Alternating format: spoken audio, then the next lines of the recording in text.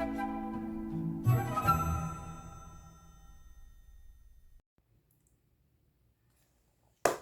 assalamualaikum warahmatullahi wabarakatuh. Perkenalkan, nama saya Ashwia Fasuk Badar dengan NPM 2105 102 Saya dari kelompok House of Peers. Jadi kali ini aku bakal ngerangkum, ngeringkas, sekaligus juga sedikit menganalisis tentang apa aja yang aku dapat dari beberapa hari acara intro yang lalu. Lanjut, yang pertama, tugas dan fungsi BPA. Nah, BPA itu apa sih? Jadi sebenarnya BPA itu adalah singkatan dari Badan Perwakilan Angkatan. Nah, di mana tugasnya itu adalah pertama pengawasan proker, yang kedua adalah pemilihan kahim, dan juga sebagai mediator. Nah, itu tadi tugasnya, fungsinya itu sebenarnya apa sih? Jadi yang pertama itu melakukan pengawasan dan juga penilaian, yang kedua juga advokasi, dan yang terakhir adalah edukasi. Ada satu divisi yang aku benar-benar tertarik banget untuk bisa join ke dalamnya. Apa itu? Akpro. Akpro ini adalah singkatan dari akademik dan keprofesian.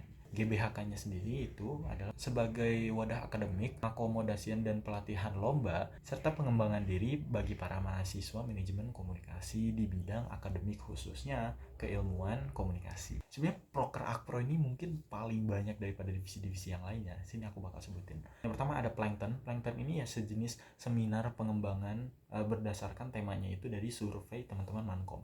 Yang kedua ada Champion Class, dimana ini tuh sebagai workshop ilmu komunikasi yang nantinya bakal ngedatengin narasumber. Dan yang ketiga ada Classy Files, ini tuh basically kayak kelas tambahan bagi mahasiswa Mankom yang ngebahas materi-materi Mankom gitu ya, matkul-matkul Mankom kayak logika dan berpikir kritis, asmen, dan lain-lain. Yang keempat ada Mankom Career Center. Nah, itu sebenarnya info untuk akademik yang ada di media sosial Instagram. Jadi anak-anak Mankom fix harus follow ini biar nggak ketinggalan informasi akademik. Kemudian yang kelima ada Edufluencer. Ini adalah sejenis konten tentang akademik dan keprofesian yang ada di IG Mankom Career Center. Dan yang keenam ada Purple Files. Jadi Purple Files ini adalah berisi materi-materi mata kuliah manajemen komunikasi dari tahun ke tahun yang bisa dimanfaatkan. Biasanya sih untuk UTS dan juga UAS, nanti bakal di-share. Ini tuh benar-benar bermanfaat banget untuk anak-anak Mankom. Yang ketujuh ada Ideations. Ideations ini adalah lomba kasus komunikasi. Dan yang ke-8 ada CCF atau Communications Career Festival. Nah, dimana ini tuh seperti mirip-mirip Vcom Career Festival. Jadi nantinya ngundang berbagai macam perusahaan-perusahaan yang suitable dengan prospek lulusan manajemen komunikasi. Dan yang terakhir ada Manggis atau lomba mata kuliah Mankom. Kenapa aku bisa tertarik dengan akademik dan keprofesian? Karena pertama, aku itu benar-benar orangnya suka banget belajar, suka banget nyari tahu hal-hal yang baru, hal-hal yang educational gitu, aku suka banget gitu, karena aku juga suka mengajar basically ya. Nah, kemudian yang terakhir adalah aku itu ingin menjadi bagian, walaupun sebagian kecil, tapi aku at least pengen menjadi bagian dari proses pembentukan suatu objek yang bakal bermanfaat banget bagi anak-anak Mankom. Karena kan mahasiswa itu sebenarnya tugasnya itu adalah belajar, menuntaskan kuliah. Divisi akademik dan keprofesian ini menawarkan berbagai macam proker yang bisa benar-benar membantu anak-anak Mankom ya, khususnya untuk bisa mendevelop diri dia untuk menjadi lebih baik gitu. Contohnya melalui seminar dan juga beberapa kayak tadi proker, contohnya Purple Files, itu tuh ngebantu banget untuk mereka menghadapi ujian-ujian. Nah, aku sendiri sebagai manusia menyadari aku tuh harus bermanfaat bagi orang lain, dan akhirnya ya aku ingin menjadi bagian dari orang-orang yang bisa menebarkan manfaat, khususnya manfaat keakademikan bagi teman-teman semua.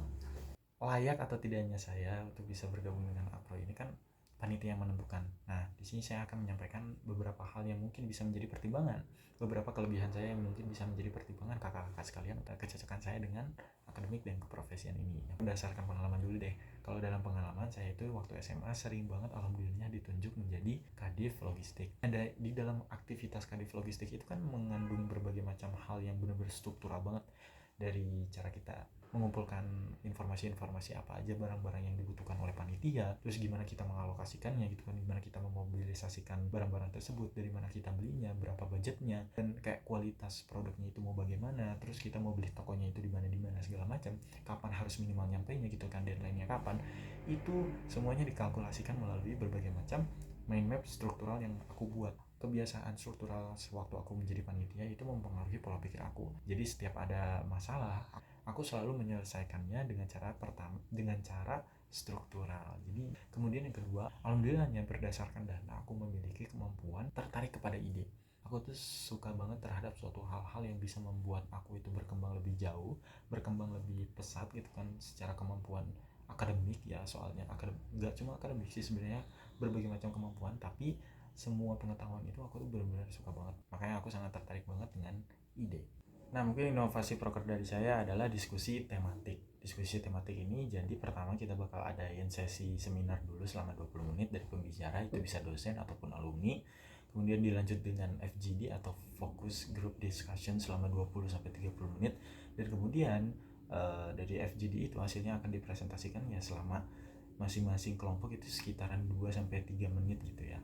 Gak usah banyak-banyak. Dan akhirnya pada minggu depan pemenangnya bakal kita umumkan dan dihadiahi beberapa hadiah-hadiah menarik. Kalau dari salah satu prinsip Mankom sendiri yaitu incredible, mungkin aku termasuk sebagai orang yang responsible. Karena memang berdasarkan telemapping yang pernah aku lakukan waktu SMA, yaitu berdasarkan data, aku itu memiliki bakat kuat dalam responsibility. Jujur dalam pengalaman sehari-hari hidup aku tuh selalu merasa memiliki keterikatan secara psikologis dengan suatu hal. Nah, itu tuh berdampak kepada tugas yang aku embangi.